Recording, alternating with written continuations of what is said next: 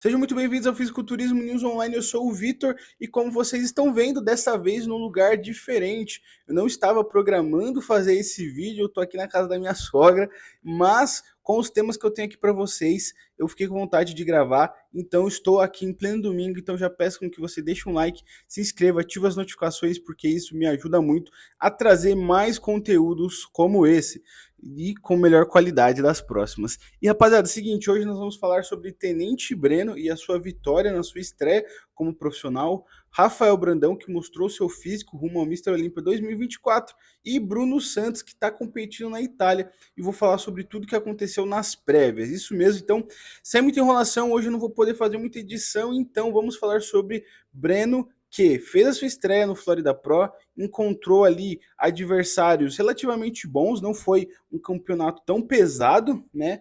Mas vitória, mérito totalmente dele. Tiveram ali atletas com bastante potenciais. E o que nós podemos ver do Breno? Ele é um cara muito alto, né? Então tem uma estrutura grande, tem uma cintura escapular grande. Infelizmente, ele não tem a cintura pélvica menor possível, né?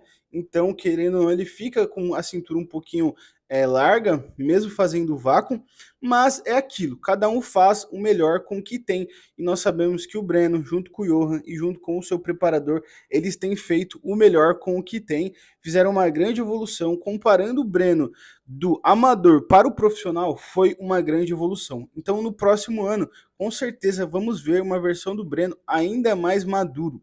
Falando sobre o Mr. Olímpia, o que nós podemos esperar do Breno, de repente falando sobre colocações.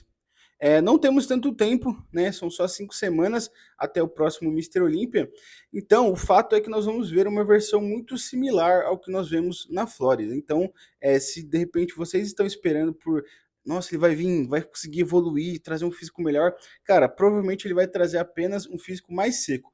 Provavelmente, né? Em 5 semanas não existe atleta no mundo, né? Pelo menos não os que são desse planeta, que conseguiriam fazer uma evolução expressiva. Não estou falando que ele não vai conseguir vir melhor, mas uma evolução expressiva, com que ele precisa de mais volume no braço, de mais volume nas costas, não que seja uma costas ruins, colocar mais volume.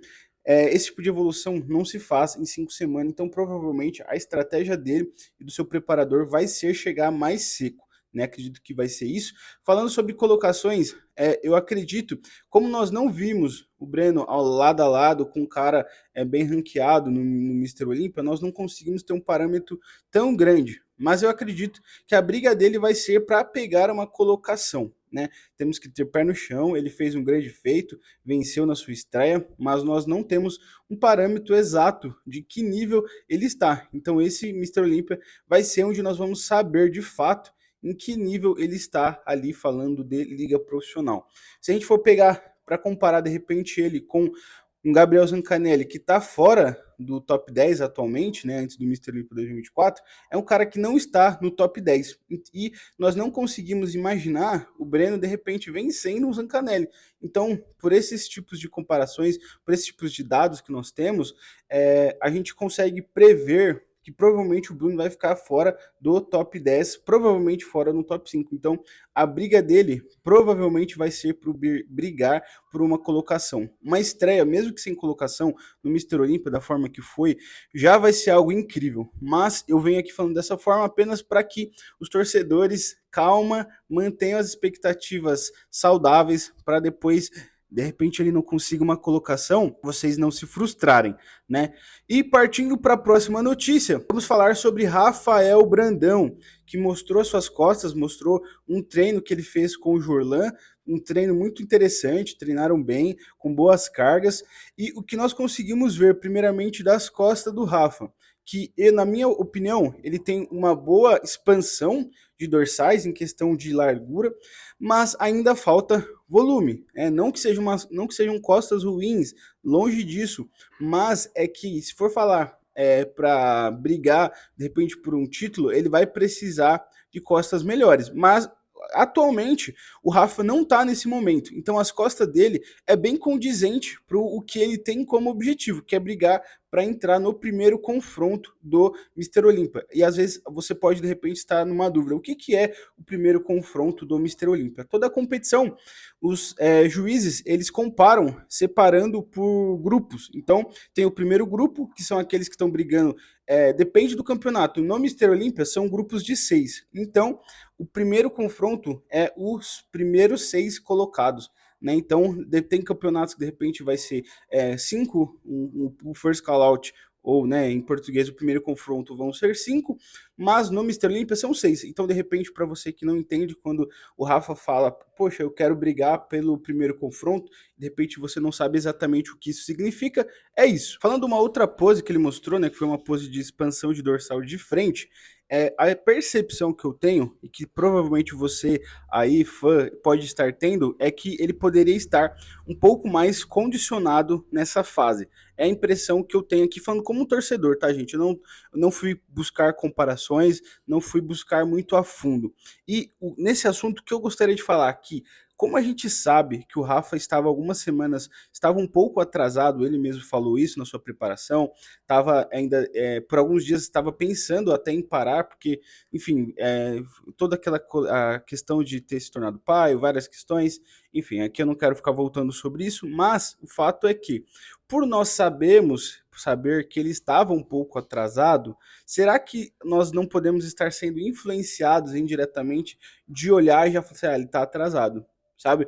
Porque eu olhei de leve ali outras fotos e nesse mesmo período ele não estava tão diferente disso, né? Eu vi que se a gente fosse tentar ser minucioso, ele estava um pouquinho mais condicionado sim, mas eles estão fazendo estratégias que vão compensar isso, né? Então ele está fazendo mais cardio, eles estão fazendo mais dias de carbo baixo, então com as estratégias que o Neil Hill, que é o coach, o preparador do Rafael Brandão, estão fazendo, acredito que eles vão conseguir chegar lá no dia do campeonato com um físico bem similar ao que eles apresentaram no Arnold Ohio. Eu não sei se em questão de condicionamento vai ser a melhor versão do Rafael, até porque é muito desgastante você fazer 2 cardios, fazer carbo baixo, né? Então eles não vão fazer isso por muito tempo, até para não desgastar tanto o físico, né, do Rafael.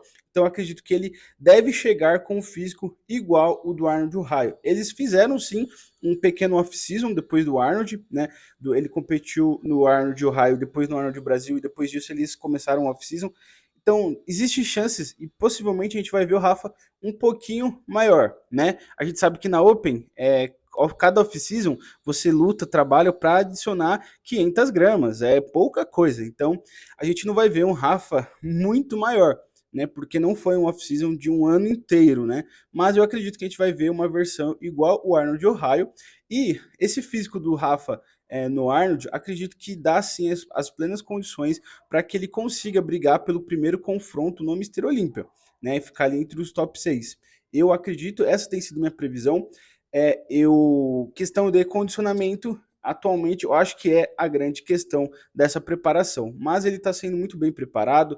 O coach dele é o Neil Hill, além de ser um cara muito bom, ele é um cara que não tem muitos atletas, então isso é muito interessante, porque vai conseguir dar toda a atenção que o Rafa precisa. Então não é aquele tipo de coach que precisa ficar se desdobrando, indo em vários quartos de hotéis, não sei o que, para poder dar conta de olhar todos os seus atletas pré-competição. Então isso vai ser muito bom, um ponto a favor do Rafael. Indo para o terceiro e último tópico, vamos falar sobre o Bruno Santos, que nas prévias do Itália Pro, ele ficou dentro do provável top 4, o que é excelente. Um brasileiro competindo na Europa é sempre muito complicado e a gente sempre fica preocupado, né, de repente...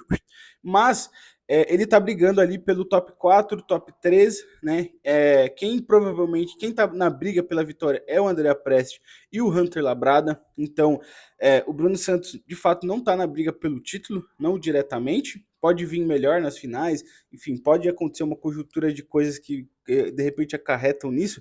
Pode, mas sendo realista, a briga do Bruno Santos hoje é pelo top 3, para conseguir ficar ali com a terceira colocação, o que já vai ser incrível, porque André Prestes e principalmente o Hunter Labrada são grandes atletas, então ficar apenas atrás desses grandes nomes é muito interessante. André Prestes, que é italiano, então está competindo em casa, e sinceramente, acredito que o Hunter Labrada, em questão de volume, tem uma grande vantagem. O André, pelo que eu vi, ele está conseguindo apresentar um físico aparentemente mais seco, pelo menos em algumas poses, né? Então, talvez isso dê mais uma vantagem. Mas, falando especificamente do Bruno Santos, né, que é o que vocês vieram aqui assistir e conferir, podemos esperar aí ele provavelmente dentro de um top 3, top 4, né, que é as colocações que nós vimos ali na arbitragem. Rapaziada, parei aqui antes de subir o vídeo para avisar os resultados. Antes de eu postar, saiu. E quem venceu foi o Hunter Labrada. Em segundo lugar ficou o André Prestes. E o Bruno Santos ficou em terceiro, como eu havia falado da possibilidade. E uma grande menção honrosa para as lives da Muscle Contest aqui no Brasil, que a gente tem uma qualidade muito maior, né? A gente sabe que às vezes a iluminação não é tão interessante por conta da iluminação que já é do local, né? Então, às vezes, para quem não conhece, quando você vai fazer um evento, às vezes a própria existe uma iluminação já nos locais e na maioria dos lugares não foram feitos, preparados para comportar uma competição de fisiculturismo. Então a iluminação não é adequada. Então, às vezes é muito difícil você contornar essa situação, né? Sem fazer algo tão drástico, né? E aí, às vezes, para um campeonato regional, um campeonato que não que não, de repente, não consegue investir tanto, fica complicado, de repente, fazer um grande esquema de iluminação, né? Então tem tudo isso. E a gente sabe que em questão de live, cara, as lives no Brasil dão uma surra nas lives, nos pay-per-view, né? Na Europa, nos Estados Unidos, porque lá a galera paga para ver uma live que de repente não tem tanta qualidade e a gente recebe isso de graça. Então fica aqui esse ponto também, agradecimento ao trabalho da Muscle Content, que sempre entrega boas transmissões. É claro que tem coisas que eles vão melhorar e a gente sabe que precisa melhorar, né? Iluminação é um dos casos, mas fica aí também esse ponto. O que vocês acharam de todas essas notícias que eu trouxe para vocês? Espero que vocês tenham gostado. Vejo vocês numa próxima. Valeu e até mais.